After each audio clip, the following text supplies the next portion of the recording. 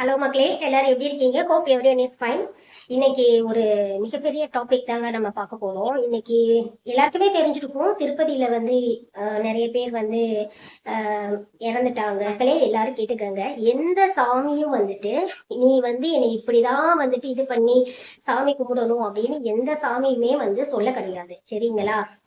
முக்கியமா திருப்பதியில இருக்க பெருமாளுக்கு, திருப்பதி வந்து எல்லாருக்குமே ரொம்ப பிரசித்தி பெற்ற ஒரு கோவிலுங்க.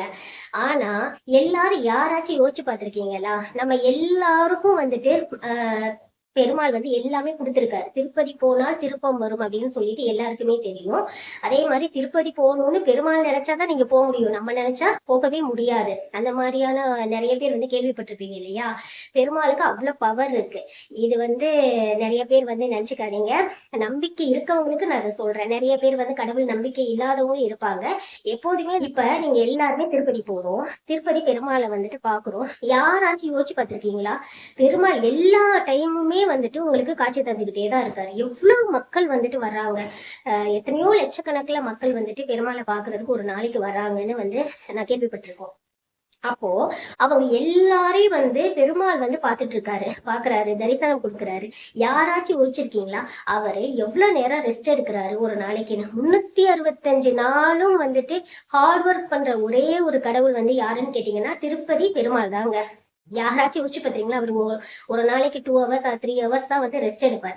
அவரும் பாக்குறாரு, தயவு செஞ்சு எல்லாரும் என்ன வராதிங்கன்னு சொல்லி லட்டுல கூட எதோ வந்துட்டு இதெல்லாம் பண்ணி அப்படியா கான்ட்ரவர்சி உருவாக்கி அப்படியாச்சும் என்ன பார்க்க வராதிங்க அப்படின்னு இன்டைரக்டா கூட சொல்லி பாக்குறாரு. அப்ப கூட யாரும் வந்து அதை ஃபாலோ பண்ற மாதிரி தெரியல, சரியா? அவரும் என்னென்னவோ வந்துட்டு இன்டைரக்ட் மெத்தட்ல எல்லாம் வந்துட்டு வராதிங்க வராதிங்க, தயவு செஞ்சு என்ன வராதிங்க, நான் ரெஸ்ட் எடுக்கணும் அப்படின்னு சொல்றாரு. நம்ம யாருமே அதை வந்து புரிஞ்சிக்கவே இல்லை. அப்போ யாராச்சும் வந்து நம்ம எல்லாருக்குள்ளயுமே கடவுள் இருக்காருங்க. எனக்குள்ள இருக்காரு, உங்களுக்குள்ள இருக்காரு, எல்லா மனிதர்களுக்குள்ளயும் இருக்காரு. ஈல இருக்காரு, எறும்புல இருக்காரு, எல்லா இடத்துலயும் இருக்காரு. அதனாலதான் அப்போ உள்ளவங்க எல்லாம் சொல்லியிருக்காங்க, கடவுள் என்பவர் தூணிலும் இருப்பார், துரும்பிலும் இருப்பார் அப்படின்னு சொல்லிட்டு. நீங்க இன்னைக்கு வந்துட்டு சொர்க்கவாசல் திறக்கிறாங்கன்னு சொல்லிட்டு அன்னைக்கு மட்டும்தான் சொர்க்கவாசல் வந்துட்டு திறந்துருக்கும். நம்ம நேரா டைரக்டா எல்லாருக்கும் தாட் என்ன தெரியுமா? நம்ம வந்து எவ்வளவுதான் தப்பு பண்ணியிருந்தாலும் சொர்க்கவாசல் அன்னைக்கு வந்துட்டு போய் வந்து சொர்க்கவாசலை வந்து தாண்டிட்டோம் அப்படின்னா நேரா ஸ்ட்ரைட் சொர்க்கலோகம் தான் போவோம் அப்படின்னு நினைச்சுக்கிட்டு தான் எல்லாரும் அந்த மாதிரி செய்யறோம். எல்லா வருஷமும் சொர்க்க வாசல் வந்து திறப்பாங்கங்க. இன்னைக்கு ஒரு வேளை வந்துட்டு நீங்க வந்து 30 தப்பு பண்ணிட்டு சொர்க்கவாசல் போனீங்கன்னா டைரக்டா வந்து சொர்க்கவாசல வந்து சொர்க்கத்துக்கு போயிடலாம் அப்படின்னு நினைக்கிறவங்க அடுத்த வருஷம் கொஞ்சம் அதை வந்து கேரி ஃபார்வர்ட் பண்ணிக்கோங்க. பண்ணிக்கிட்டு நான் 60 தப்பு 70 தப்பு செஞ்சுட்டு அப்படி போய்க்கோங்களேன். அதுக்கு எதுக்கு முந்தி அடிச்சுக்கிட்டு ரொம்ப கஷ்டப்பட்டு மற்றவங்களையும் பாதிச்சு உங்களையும் நீங்க வருத்திக்கிட்டு அப்படியெல்லாம் யாருமே சாமி கும்பிடு கிடையாது.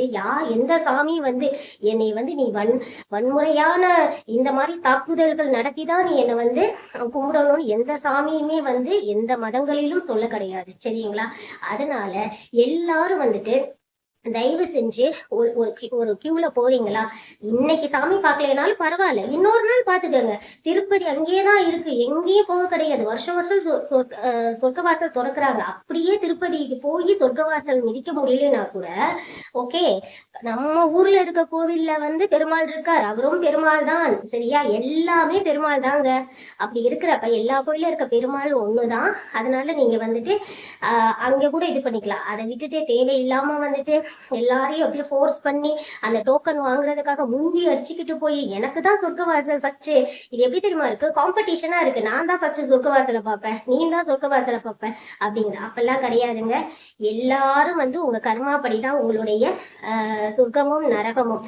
ஆனா மக்களுக்கு இருக்கக்கூடிய நம்பிக்கையை நினைச்சு ஓவர் கான்பிடென்ட் நினைச்சு எனக்கு சந்தோஷமா தான் இருக்கு ஒரு விதத்துல. எப்படி இந்த மாதிரி எல்லாம் நம்ம அவ்வளோ தப்பு பண்றோம், எல்லாருமே அவ்வளோ பாவங்கள் பண்றோம், அப்படி இருந்தா கூட சொர்க்கம் நமக்கு கிடைக்கும் நீங்க நம்புறீங்க பாத்தீங்களா? அதெல்லாம் நினைச்சிட்டு எனக்கு ஆச்சரியமா தான் இருக்கு. அப்புறம் வந்துட்டு நிறைய பேர் வந்துட்டு சொர்க்கம் நரகங்கிறது நம்ம செய்யற செயலை பொறுத்துதான்.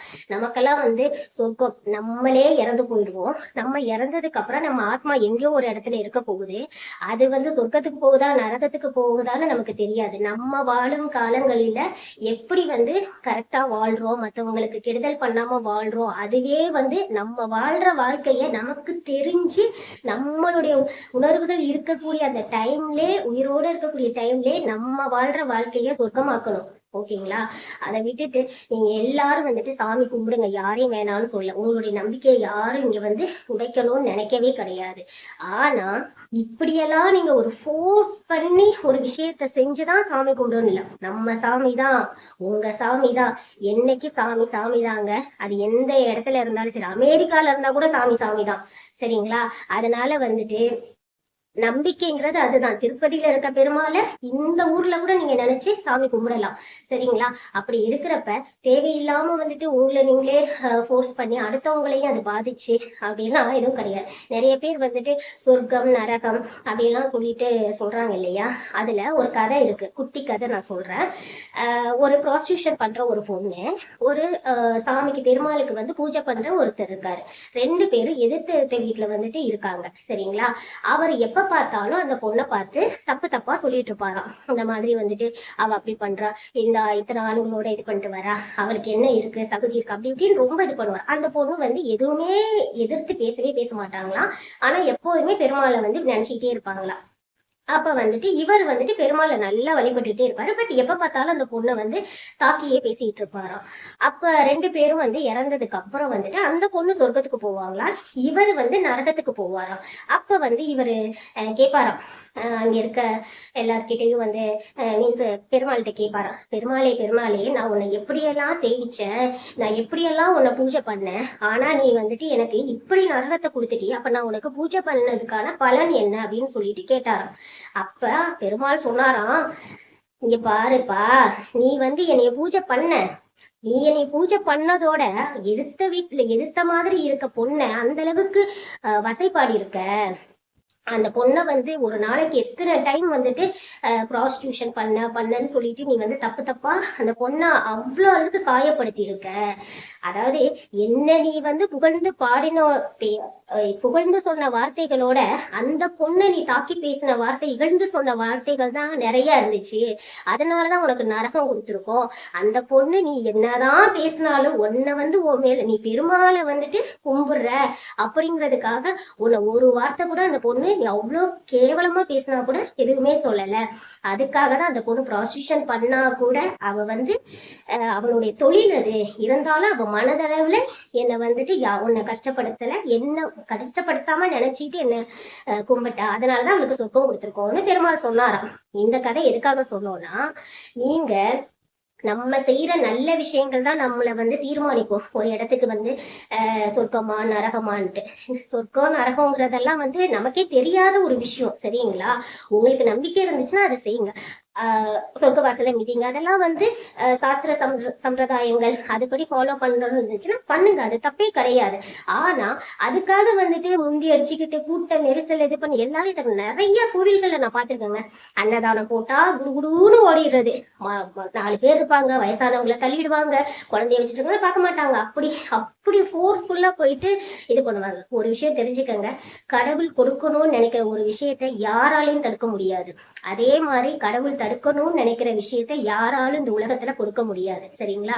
அதனால காலத்துல ஒரு 10, 20, 30 வருஷத்துக்கு முன்னாடி எல்லாம் சாமியை வந்துட்டு கும்புறதுக்கு வாங்கப்பா வாங்கப்பான்னு அழைச்ச காலங்கள் போயிட்டு இப்ப சாமியெல்லாம் சொல்லிடுறாங்க, என்னை பார்க்க வராத, நான் வந்து ரொம்ப கொஞ்சம் ரெஸ்ட் எடுக்கணும் அப்படிங்கிற அளவுக்கு சாமியெல்லாம் கதற விட்டுட்டீங்க. நீங்க சாமியெல்லாம் ரெஸ்ட் எடுத்த கொஞ்சம் காலங்கன்னு பாத்தீங்கன்னா அது கொரோனா பீரியட் மட்டும்தான்.